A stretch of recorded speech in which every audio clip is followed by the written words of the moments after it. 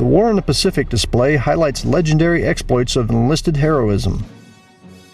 It features a tribute to Doolittle's Raiders, who delivered the first strike on Japanese soil in 1942. Enlisted aerial gunners flew in the turrets of the highly modified B-25 bombers, which were launched from aircraft carriers. During the famous 30 Seconds over Tokyo, Doolittle's Raiders struck factories, railroads, and other elements of the Japanese war machine. Low on fuel, many of these brave airmen were forced to bail out over the ocean or crash land in Chinese territory. Some enlisted crew members were captured by the Japanese and executed. But this valiant mission rallied the spirits of the American people and assured Japan that this strike would not be the last. April 12, 1945, Staff Sergeant Henry "Red" Irwin's B-29 flies a bombing mission over Koriyama, Japan. Irwin drops a phosphorus smoke bomb through a chute in the plane's floor as a signal to the rest of the aircraft in his formation.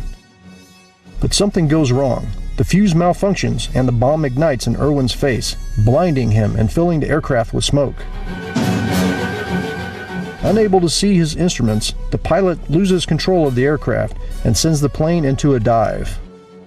Fearing for his crew, Irwin picks up the white-hot bomb, which burns at over 1,000 degrees.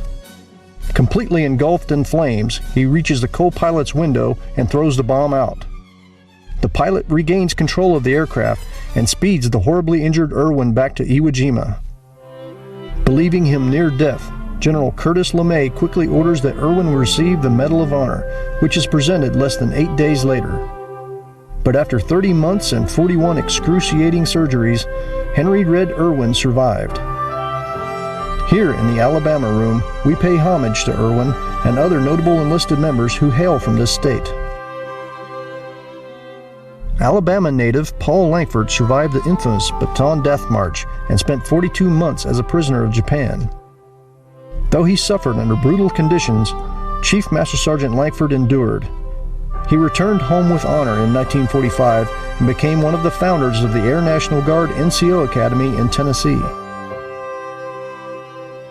The Alabama Room also honors Esther Blake, the first woman to join the Air Force. Blake joined the Women's Army Air Corps in 1944 after being informed that her son was missing after his plane had been shot down over Belgium. Her son returned with only minor injuries, but Staff Sergeant Esther Blake continued to serve until 1954, paving the way for female Air Force members. Beyond the Alabama Room, we enter Gunner's Alley. Here, visitors can see gun turrets from a variety of bombers, and the cramped pods where temperatures could reach as low as 50 degrees below zero. As the plane's only defense, sharpshooting enlisted gunners brought down enemy fighters throughout World War II and beyond.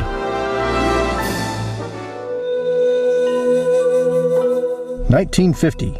The Cold War heats up as North Korea invades its neighbor to the south.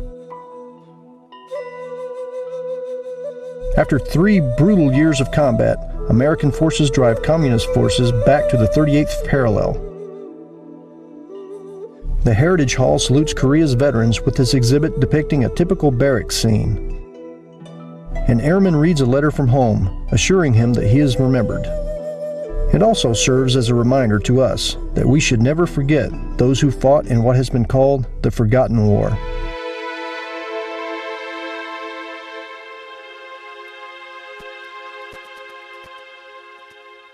We pay respect to our American prisoners of war in this recreation of a typical cell in Vietnam. The walls have been signed by POWs from World War II, Korea, Vietnam, and other conflicts. This display honors the heroes who returned and remembers those who did not.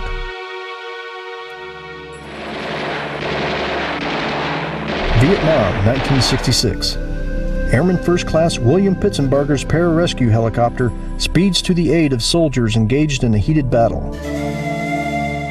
Lowering himself to the ground, Pitzenbarger exchanged fire with Viet Cong forces while giving first aid to the fallen soldiers. He managed to extract 9 of the wounded, but enemy gunfire forced his helicopter to leave the area before Pitzenbarger had a chance to evacuate. The next morning, it was discovered that Airman First Class Pitzenbarger had been killed in action. In 2000, Pitzenbarger was posthumously awarded the Medal of Honor.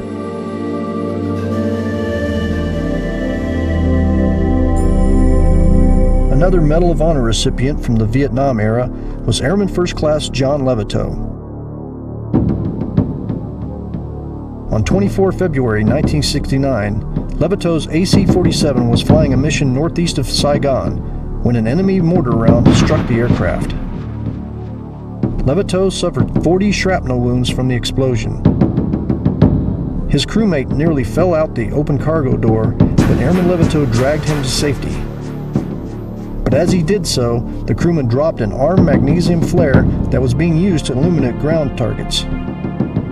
The flare rolled precariously about the cabin and close to the AC-47's ammunition storage containers. Seeing the catastrophe that was about to take place, Levitow threw himself on the flare and dragged it to the open cargo door. An instant later, the flare exploded. Airman John Levitow's actions saved the lives of his entire crew.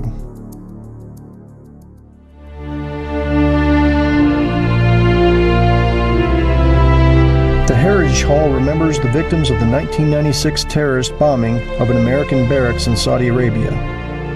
The Khobar Towers display spans an entire wall and honors the 19 airmen killed in the attack. As America's war on terror moved into Afghanistan and beyond, our enlisted heroes heeded the call of duty. Technical Sergeant John Chapman, a combat controller from the 24th Special Tactics Squadron, fought at the Battle of Roberts Ridge in Afghanistan. In an intense close-range firefight, Chapman attacked an entrenched machine gun nest, saving the lives of his entire rescue team. For his extraordinary valor in the face of the enemy, Technical Sergeant John Chapman was posthumously awarded the Air Force Cross.